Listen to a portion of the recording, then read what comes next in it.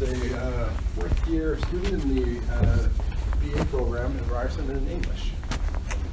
We will be talking to us today about picture-perfect representation, maladaptive perfectionism in children's picture books. So I wanted to start off today's presentation by telling you all a story. And it's a story about eggs, a carton of eggs, 12 different eggs. And one of these eggs prided himself on not just being okay, not even just being good, but being very good. Because you see, as opposed to the other 11 eggs, well, they tended to not always be on their best behavior. They tended to make a lot of mistakes. He tried to take charge. He tried to fix their bad behavior. He tried to keep the peace because he was a very good egg. Look at the close-up on his face. Squeaky clean glasses, stars sparkling in the background. It's obvious that this egg's putting a lot of pressure on himself to not just be good, but to be very good or perfect. And as usual, what happens when we put undue pressure on ourselves? His shell begins to crack. And so this is a story from The Good Egg, written by Jory John and illustrated by Pete Oswald. And it's one of the 15 picture books that I've been analyzing as part of my research on the portrayal of picture books. The portrayal of perfectionism in children's picture books. So if we're going to talk about perfectionism, it's important that we have a definition. Throughout most of my research, it's still hotly debated amongst social scientists and psychologists as to whether or not there's good perfectionism and bad perfectionism. But most of the relevant literature agrees that it's a maladaptive personality trait. I mean, look at the negative psychological health outcomes. It consists of low self-esteem, procrastination, not to mention it's correlated with eating disorders, personality disorders, anxiety, and depression. One of the leading researchers, Thomas S. Greenspun, and he's also a notable family therapist, talks about how the prevailing organizing principle of perfectionism consists of the belief that if I can be perfect, then I can be part of a coherent and predictable world in which I'm acceptable, affirmed, and valued. And so perfectionism is not about the pursuit of excellence, rather it's about the pursuit of acceptance and value through extreme ends. I mean, that's a very common humanistic desire. We all want to be accepted and valued. But what makes it maladaptive is that it's contingent on one's ability to be perfect. So these are two perfectionistic researchers, Paul L. Hewitt and Gordon Flett, and their multi-dimensional perfectionism scale. So there's three different kinds of perfectionism. So there's self-oriented perfectionism, which means I have to be perfect. There's other-oriented perfectionism, which means I expect all of you to be perfect. And there's socially prescribed perfectionism, which is the belief that you expect me to be perfect. I'm sure you're probably expecting that right now. Yes. So now bringing in children's picture books into this, as one of the leading scholars, Per Nodelman, notes there, is that it's an interesting subgenre within children's literature in that it's supplementation of verbal information with visual information. And for young readers, it helps to transmit cultural signification and help to shape a view of reality. I can personally attest to this. Most of my early reading experiences were picture books. And so they're not only sophisticated in their multimodality, but they're equally as sophisticated in their presentation of difficult subject matter. And we've seen this over the years with the introduction of bullying, depression, and anxiety in children's picture books. And so tying bibliotherapy into this, it's the use of books to understand people's psychological and physical health problems.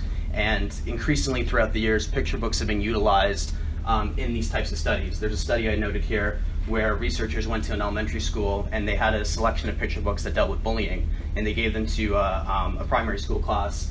And they found that when kids had read the material, they were able to reflect back on their own experiences and come up and implement strategies to deal with the own teasing and harassment that they faced.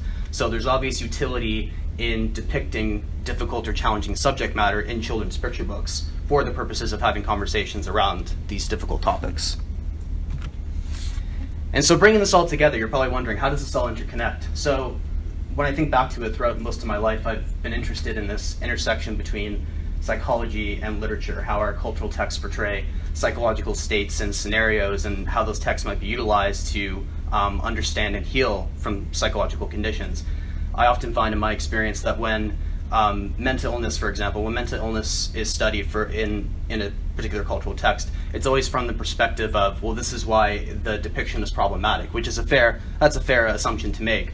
But where I come at it is maybe the representation is not fully to the nth degree accurate, but nonetheless it can be useful and it can be helpful towards people to initiate difficult conversations. And so with all this in mind, my ongoing research, I'm curious how the unique combination of the visual and the textual portrays any of the three dimensions of perfectionism, and what exactly influenced these stylistic choices. I presume that some of it has to do with the implied readership of children.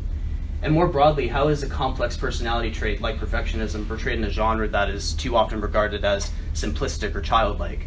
How is a personality trait that is still misunderstood? Some people still believe that perfectionism is a good thing. How is that portrayed in a genre that is also, by the same degree, too often regarded as simplistic or childlike? But of course, we know that not to be true, just by virtue of having a symposium like this. So through my analysis, I don't know if I mentioned before, this research is ongoing, but I found children's picture book narratives to be accurate in the representations of perfectionism, whether it's visually through the color, layout, or subversion of the picture book format, textually through the narrative, even in the inclusion of expert testimony at the back of the picture books. Thus, I believe they potentially offer solutions to the reader's personal conflicts through the exposure to fictional conflicts. However, and this is a point that Evelyn Reese makes in her introduction to challenging and controversial picture books, does therapeutic utility detract or contribute to a picture book status as an aesthetic object? And so I wonder, can there be a balance between the picture book as an aesthetically entertaining reading experience and the picture book as instructional reading experience? There has to be a balance in between. And so I've been reading 15 picture books, but I've chosen 3 to analyze as case studies. So the first one I'm analyzing is The Good Egg for its depiction of socially prescribed perfectionism, The Girl Who Never Made Mistakes for its depiction of, that's a great title, eh? For its depiction of self-oriented perfectionism, and Too Perfect for its portrayal of other-oriented perfectionism. And I strongly believe that it's through the exposure to cultural texts that we can better understand and have conversations about, once again, things that are quite difficult to talk about. And so I look forward to sharing the final research with you if I have the opportunity, and it's still ongoing. Thank you.